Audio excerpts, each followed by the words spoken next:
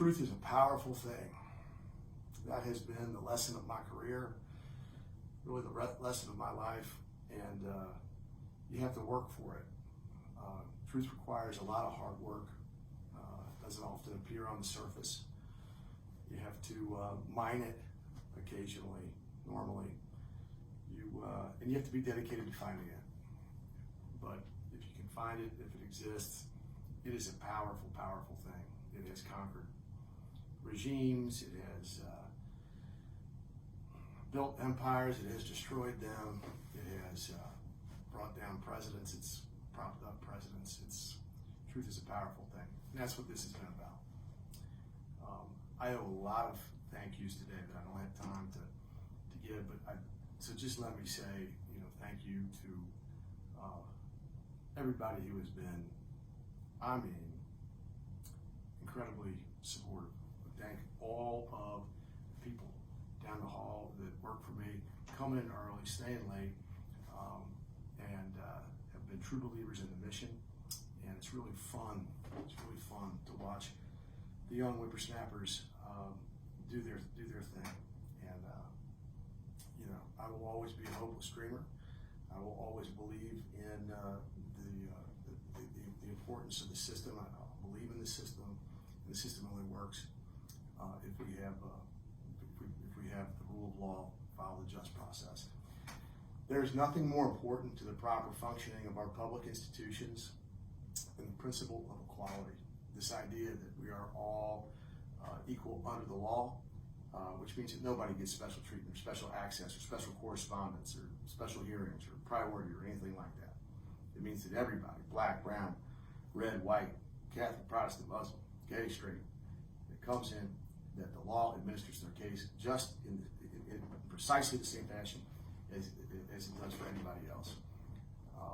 It means that if anything is special about the system, we have really lost our way. It has been a really interesting ride over the past, for a long time, but especially the past 4 or 5 months. And I'm in the business of fighting injustice. Have been doing it a long time, and I well understand that it is not a business that you get into if you want to be popular. You're going to take shots. There's a cost to pursuing the truth, and for standing up for what you believe in. And you have to accept that at the outset and commit at all costs to what you believe is right. This is not about me. It's never been about me, and it makes no sense that it would be about me, because a lot of me, and I mean a lot of me, has invested tons of time, tons of money, tons of effort, into raising awareness about the issues of public concern that we have, liaisoning with those who have been affected by those issues, who care about those issues, a growing crowd and chorus that is inspiring, and that we've been privileged to get to know. We've gone from just standing up publicly and saying a few things, to having a hotline, to having a website, to welcoming everybody for a town hall in a couple weeks, simply because there's no other way to get to everybody. I have been blown away, humbled beyond belief, truly personal and professional honor to have been told some of the things that I've been told by the quality of the people that have told me those things. The biggest of which has been, Ben, you speak for us, fight for us, stand for us. Your voice is our voice. At some point, I don't know when, that really imposed an obligation on me, and I felt a special commitment, a special duty to say the things that I've said for the reasons that I've said them. And here's the reasons that I've said them. Let's never forget this. It is to affect positive change. This is not about any person, any judge, any lawyer, any guardian ad litem, any human being, any parent, any kid. It is about all parents, kids, families, judges, lawyers, guardian ad litems, and the common interest that we have in a just system.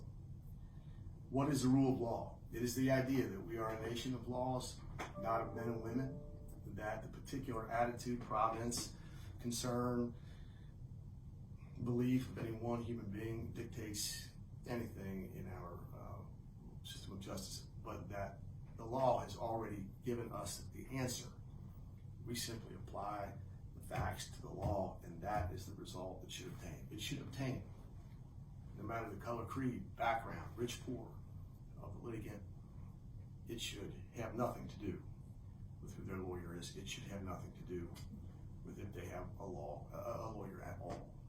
So it seemed appropriate today to deliver a short message and to thank everyone for their hard work, which has already contributed to the public discussion.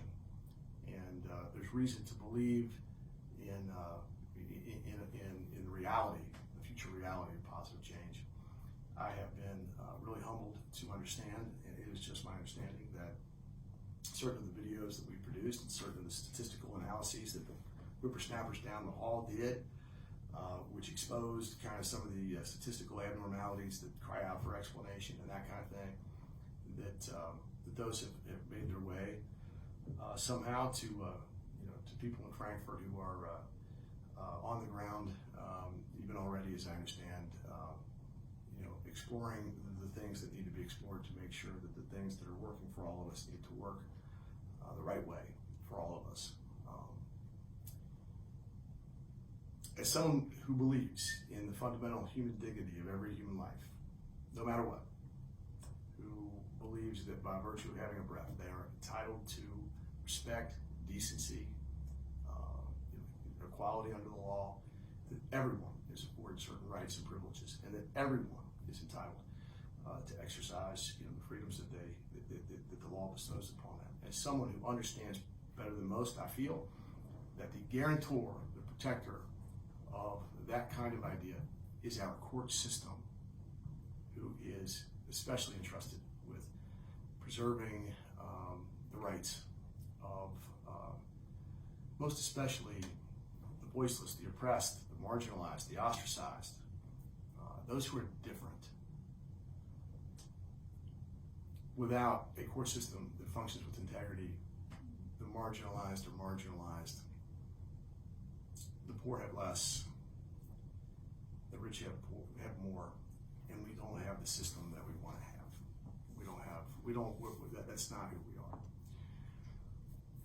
As someone who understands the special role of the courts in preserving our way of life, really, and this basic principle that we are all equal in the eyes of God and under the law, there is nothing more repugnant to me as someone who believes in the system, who has chosen a career in the system, who previously had the honor of representing the United States of America to ensure that the system functioned properly. There is nothing more repugnant to me than the idea of special justice for a special few. And it has been the most difficult, the most unexpected, but one of the most rewarding journeys to date that I've ever had the privilege of undertaking. And the people that have come out of the woodwork to stand with us for the purpose of achieving positive change, not for killing anybody or burning anybody at the stake. That's not what this is about. What this is about is fixing things that are broken and giving the people of Kenton County a court system that they pay for and that they deserve. So I think it's been a good day for those that believe in that kind of thing. And it seemed appropriate today to say thanks, because whatever has been achieved, whatever will be achieved, has not been achieved by me. It's been countless others, and they deserve to be recognized. I am happy today. I am hopeful today. I am inspired today. I have seen these things that I have believed in, that I was always taught, that are difficult to cling to as you get older and potentially more cynical. But I've seen these things, these noble ideals, this idea that there are good people, that they believe in the right things, and that where there are wrongs, there are those who are willing to stand up to make them right. I have been inspired beyond belief, and it has been a really cool thing. I hope everybody has a wonderful weekend, and thank you